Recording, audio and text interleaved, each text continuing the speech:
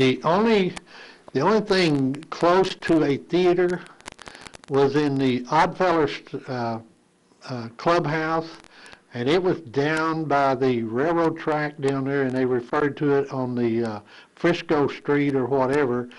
And the Oddfellows had their clubhouse there, and they did have what they called a opera house, but that was tore down. So the first opera house was not really on the square? No, it wasn't. Oh. It was down by the railroad track. Oh, okay. All right. And everything. Okay, W.F. Shelton, after the fire, he built a two-story building on the corner here of Main and the square there. Is that the James Caan building? That is the James Caan building. He built that on the bottom floor. Once he got it built, he leased that out to the New York Clothing Company. They put in a clothing store there and operated a clothing store in there for several years. The second story he turned into an opera house. He made it for an opera house. And it stated in there that you could seat 400 people up there. Up in the top part of the James Caan? Yeah, up in the top part of that building. If they sat on each other's lap, I guess. Give you a little description of the opera house when I was up there. The stage part of the opera house is on the south end of that building, next to the courthouse. Yeah, so it looked out on the courthouse, the stage, yeah, okay. Behind them and everything. The stage itself was kind of built, they'd come out from the wall there at an angle, and then they had the stage front, and then they angled back towards the wall again. And the stage was there, and on each side of the stage, they probably had curtains or some kind of wall, was the dressing rooms. And that's where you see most of the graffiti written on the walls up there, is because those dressing rooms were there. Oh, okay. We went upstairs back when I think it was still operating as James Caan. And we went upstairs and Saul took us to show us all of the graffiti there that the different players would just write on. I remember "Vote for Woodrow Wilson" is somewhere written up there. Okay. Like I tell you, they got the opera house built, and this is some stuff that I printed out of the paper. This shows the building and everything back then and everything, and this is just advertisement for an opera group that come to Kennett. There's some more over here, different ones. Lee Shelton pretty well handled the opera. Now, Lee and W.F. Shelton names, are they brothers or are they father and son? Father and son. Father and son, okay. All right. And Lee went to St. Louis and he did this, I guess, deal with the theatrical group up there, and he would contract those to come into Kennett by rail down here, travel down here, and they would put on these shows, and the shows would last probably a week, sometime two. It depended on how popular they were and how many people they kept, attending. So they bring the whole cast into Kennett and the whole works. What an event, yes. They would bring it all in, and it was, for a small town like Kennett, that was something else. We were high class, yes. Yes, sir, back in the 1900s and that. Yes.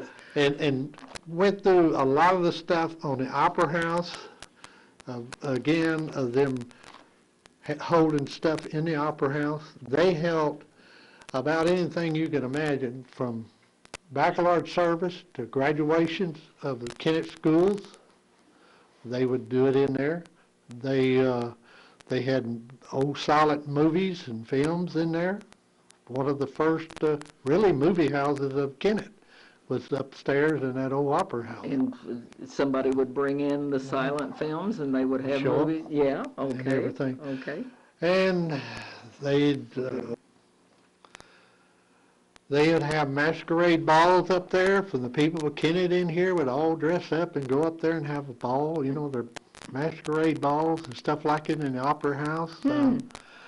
Some of the other stuff that went on in the opera house was Ely Walker, when they first come to town and put in their factory to build, clothing, shirts, stuff like that.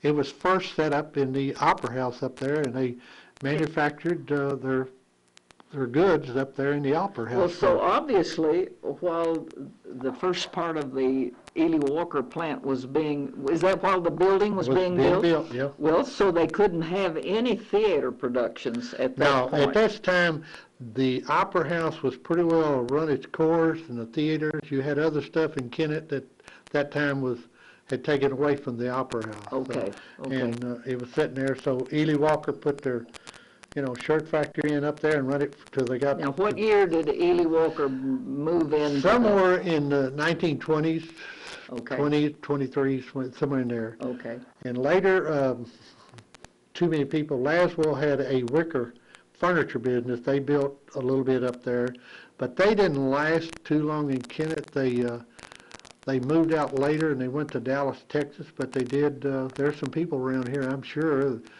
Tony Bird said, that still got some of that wicker furniture That was built here in Kennett. built here in Kennett and everything.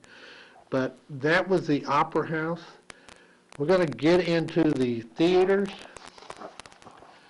and some of these theaters were just, I guess, lasted just for maybe a half a year. One of them was they called the Electric Theater. The Electric Theater? Electric Theater, and Homer Moore run the thing. Tell me a year. What year? 1907. 1907, and could Did not. Kennett have electricity in 1907? Mm-hmm. Yes, I Yes? think they did. Yeah. Okay. But it never did. Like I said, it was hard sometimes to see where the location of these things were because they didn't have any numbers on the business. They just say Electric Theater and talk about But again, Kennett was small, so when you come into the square, it wasn't too hard to find it. Yeah. But looking back at it, it's hard for us to find it. Some of these just lasted for just a few months and everything. They advertised them, like here. They had the Duncan County Fair, and they advertised. They had theaters and other stuff that you could see and everything when you come to town. To not only the fair and stuff like that. And these Duncan County Fairs, now remember, they were at the Jones Park. This fair itself. They had races, foot races. They had livestock judges. They had about anything you could think of out there. But also the square was busy. I know they were out at Jones Park, but there were a lot of events going on in downtown. That's why they published this thing here to draw people from downtown. Oh, okay. All right. So I'm going to tell you one funny deal I seen in the paper, and this has to do with the people and everything. Kennett, over on the east side over there, they had bathhouses. Bathhouses? That's right, bathhouses. They had a men's bathhouse. It wasn't but years later they built the women's, but they had men's bathhouses over there that you come into town, you could go in there and take a bath, just like, Well, was it showers? I think it was just tubs. Way to describe Probably it. number 3 wash tubs, but anyway. But a little clip I seen, and I don't know why I didn't save it, in the paper, it stated, if you're coming to town for the Delta or the county fair, would you please take a bath before you come?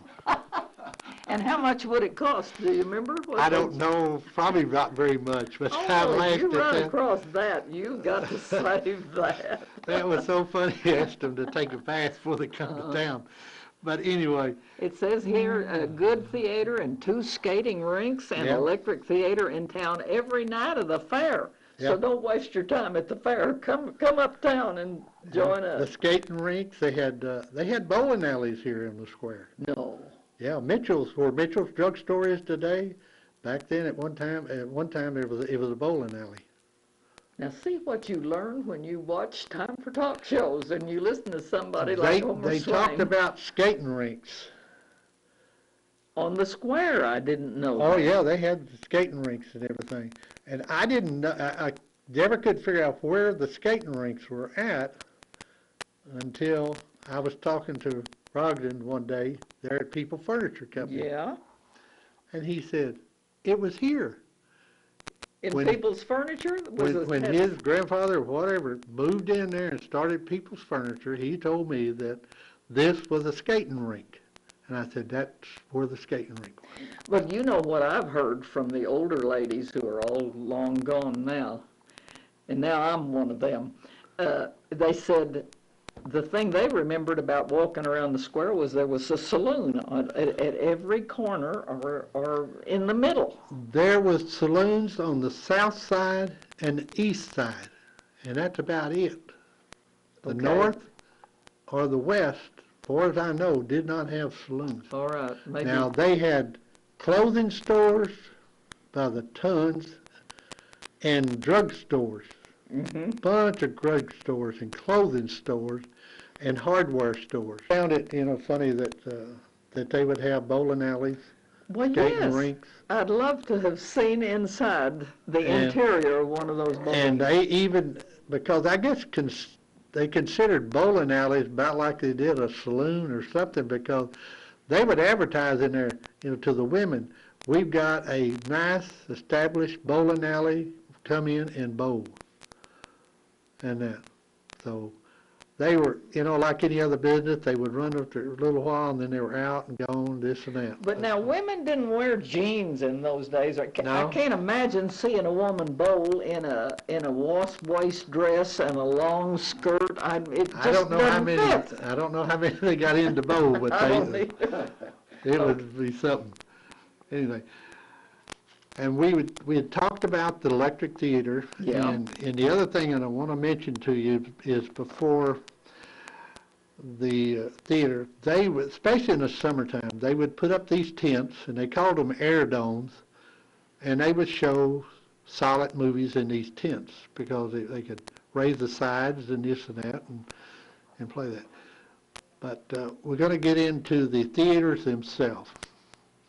And- Permanent buildings you're yeah, the talking about. permanent all right. buildings and that. That was the ones, they had the projector, they had the hand crank, the film went out into a basket, they had the pianist that played the piano. How would they get the film back out of the basket? They would hand roll them back up. So they just reverse They the... reversed them. Now, you got to realize these movies, if they lasted probably 30 minutes, they were long.